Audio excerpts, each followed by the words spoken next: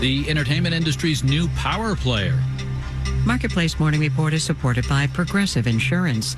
The Name Your Price tool provides a range of coverage options. Progressive.com. Price and coverage match limited by state law. I'm David Brancaccio in New York. Paramount Global, the conglomerate that owns Paramount Studios, the CBS TV network, and a lot more, has agreed to merge with Skydance Media. You may not have heard of Skydance, but it is the source of some of Paramount's biggest films. The deal will cost Skydance and its founder, David Ellison, $8 billion, and it cements Ellison's position as a Hollywood mogul. Marketplace's Nova Safos here with more.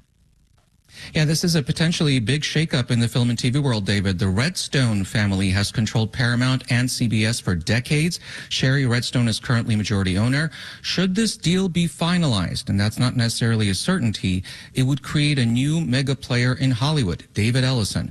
He is the 41-year-old son of Larry Ellison, who is the co-founder of Oracle and the fifth richest man in the world, worth around $180 billion. His son David set up his own production company, Skydance, in 2010, and it's been the source of several blockbuster films in co-production with Paramount, films like Top Gun Maverick. What does David Ellison and team plan to do with this sprawling Paramount empire?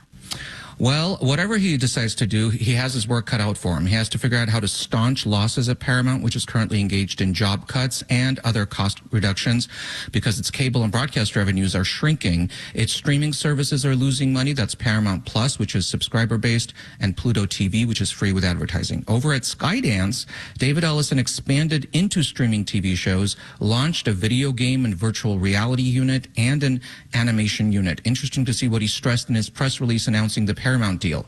That was contemporary technology and creative discipline. A lot of people in Hollywood will be watching to see what that translates to at Paramount. Although the deal is not done yet, there's a go shop period where Paramount can look for better offers, David, so stay tuned. All right, stay tuned. An estimated 32 million people will be screened at airport security in the 12 days around the holiday. The TSA broke its record last month for most people screened in a single day. Now, some of this is rising U.S. interest rates, making the dollar stronger and overseas travel cheaper for holders of the dollar. Marketplace's Kaylee Wells reports. Simply put, you get a strong dollar when the U.S. economy is strong and stronger than foreign economies. That's why the Fed hasn't been lowering interest rates yet, whereas European central banks have started doing that. Hadi Farag with the Boston Consulting Group says it helps that the U.S. economy doesn't slow down even with higher prices. The fact that the U.S. is such a consumer-driven economy and consumers have kept spending money is a big part of it. The result? The dollar is more than 10% stronger than it was 3 years ago. Now, the Fed will cut interest rates eventually. Good news for home buying and job growth. Less good for international travel, says Winthin. He's global head of marketing strategy at Brown Brothers Harriman. My best guess is the dollar would be weaker a year from now. So yes, this seems to be like the summer. Finn says even though the dollar's strength might peak this year, the results of the November election could have a major impact on whether international travel is as affordable next year. I'm Kaylee Wells for Marketplace. S&P and NASDAQ futures have turned up slightly, less than 0.1% each. Boeing stock is up 1% in pre-market trading now. Amid the news, it avoided a criminal trial by agreeing to pay a new $244 million fine after the fatal crashes about 5 years ago of its 737 MAX jets. If this arrangement is approved, Boeing will have to spend nearly $500 million to fix its safety systems. Marketplace Morning Report is supported by Bitwarden, with the reminder that in the Olympics and in business, getting ahead of the competition is critical. Bitwarden Password Manager offers enterprises a range of authentication options for single sign-on. Learn more at bitwarden.com. And by Schwab. Schwab offers investors choices like full-service wealth management, self-directed investing options, and trading on Thinkorswim. More at schwab.com. We know the unemployment rate continued to tick up. In June, it's now 4.1%.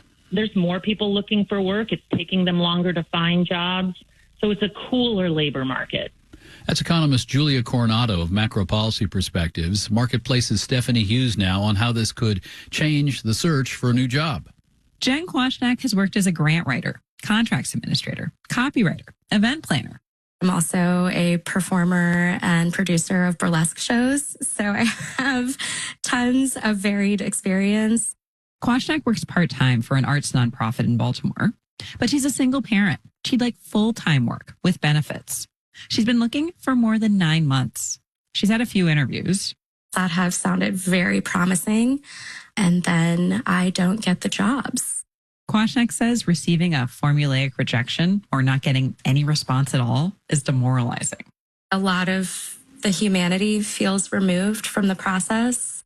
In some ways, the humanity is removed. About 3/4 of resumes are read by computers first. Julia Pollack is chief economist at the hiring site ZipRecruiter. She says a lot of companies updated their hiring tech during the pandemic, and resumes these days have to be computer friendly. Make sure it reads top to bottom, left to right. Very simple, boring format. This is not the time for fancy fonts and colors and graphics. Pollack also says lots of people apply to a bunch of jobs when they start their search, then sit back and see what happens. But she says that for many employers, the hiring process has sped up in the last couple of years, and it's best to apply early and often. Many employers are not looking at any applications that come in after the first day or two or first week. And there are a lot of applications. Guy Berger, director of economic research at the Burning Glass Institute, points out there's been an increase in both new entrants to the workforce and people re-entering the workforce. As a result, there's more competition for jobs. And I think that if you're searching for a job, you might be a little discouraged. In Baltimore, Jen Kwasniak tries to make sure her resume has words in it like organized and multifaceted, terms she thinks the computer recruiters will like. Also, she tries to make sure her cover letters have personality, so she doesn't end up coming off like a robot herself. I'm Stephanie Hughes for Marketplace.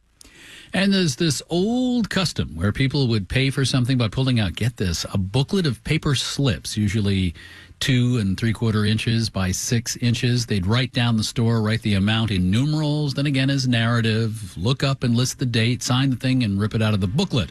I wanted to be sure you saw confirmation over the holiday weekend that Target stores will no longer accept payment by check starting in a week. Whole Foods and Aldi already turned their noses up to checks. They're happy for you to tap, swipe, or insert, though. In New York, I'm David Brancaccio, Marketplace Morning Report. 8 p.m., American Public Media.